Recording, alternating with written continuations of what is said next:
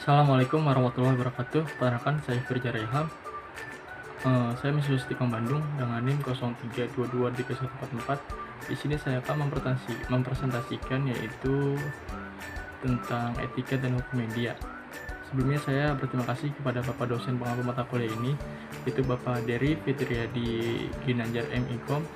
Langsung saja ke pengertiannya, yaitu di sini ada pengertian etika, yang dimana etika adalah sebuah sistem penilaian perilaku dan keyakinan untuk menentukan perilaku yang pantas guna untuk menjamin adanya perlindungan terhadap hak-hak individu. Etika juga dapat dipahami sebagai pedoman yang merefleksikan ajaran moral, di mana di dalamnya mengandung pemikiran kritis, rasional, mendasar, sistematis, dan normatif. Selanjutnya yaitu ada perbedaan etika dan moral. Bisa kita lihat sendiri di sini, yaitu etika lebih merujuk kepada mengaplikasikan moralitas dalam bentuk tindakan atau perbuatan. Jadi etika atau ethics selalu berbicara tentang baik dan buruk, atau pantas atau tidak pantas. Sedangkan moral ini lebih merujuk kepada karakter, beragam keyakinan akan sesuatu dan perilaku tentang suatu individu. Selanjutnya yaitu ada ruang lingkup studi etika.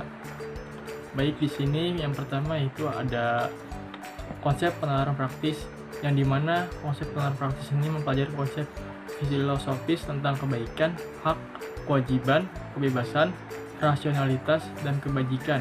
Yang kedua itu ada prinsip-prinsip moral, yang dimana prinsip-prinsip moral ini dapat menganalisis berbagai prinsip moral seperti kewajiban, konsekuensi, hak, dan kebijaksanaan dalam menentukan tindakan yang etis. Yang ketiga itu ada paradigma etika, yang dimana paradigma etika ini dapat mempelajari berbagai tradisi etika seperti deontologi, utilitarianisme, virtue ethics, dan lain-lain. Yang terakhir yaitu ada aplikasi etika, yang dimana aplikasi etika ini dapat mengkaji penerapan prinsip-prinsip etika dalam berbagai bidang kehidupan seperti politik, bisnis, media, dan teknologi. Baik, selanjutnya itu ada sifat kebenaran pada etika. Yang pertama itu ada objektif, yang dimana kebenaran etika ini bersifat objektif, yaitu adalah kebenaran yang menghasilkan keputusan kebenaran mutlak. Yang kedua itu ada kebenaran etika subjektif, yang dimana kebenaran etika subjektif ini adalah kebenaran yang menghasilkan keputusan kebenaran beragam. Yang terakhir yaitu ada relatif, yang dimana kebenaran etika yang bersifat relatif ini adalah kebenaran yang menghasilkan keputusan yang tergantung pada sudut pandang individu yang menilai. Baik, selanjutnya itu adalah hubungan etika dan hukum.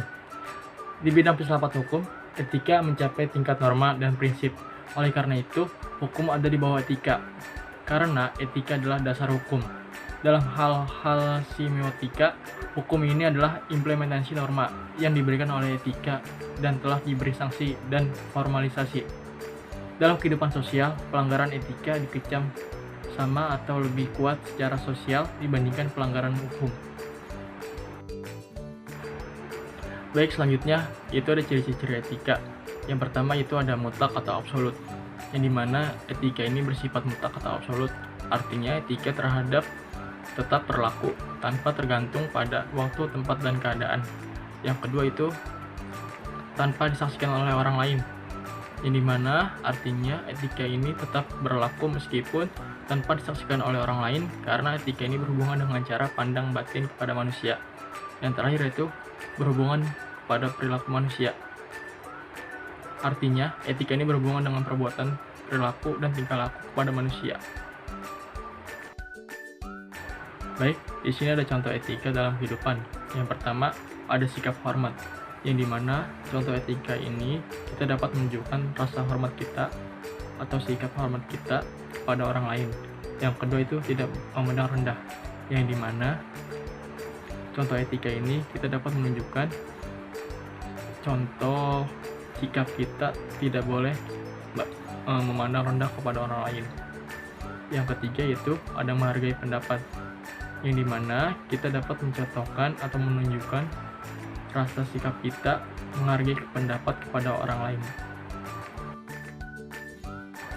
Baik, kesimpulannya jadi secara keseluruhan Materi ini memberikan penjelasan yang cukup komprehensif tentang konsep etika dan ada kaitannya juga dengan hukum, serta kita dapat mengimplementasikannya dalam kehidupan sehari-hari. Baik, itu saja yang bisa saya dapat sampaikan. Kurang lebih mohon maaf jika saya ada salah kata atau tidak berkenan. Saya pamit undur diri, saya Fajar Ilham. Wassalamualaikum warahmatullahi wabarakatuh.